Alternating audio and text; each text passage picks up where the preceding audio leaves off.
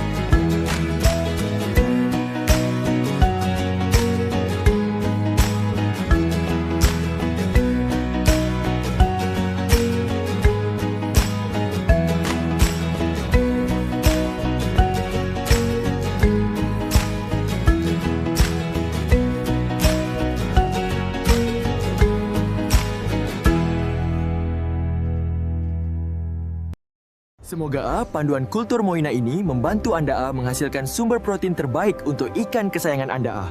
Selamat mencuba.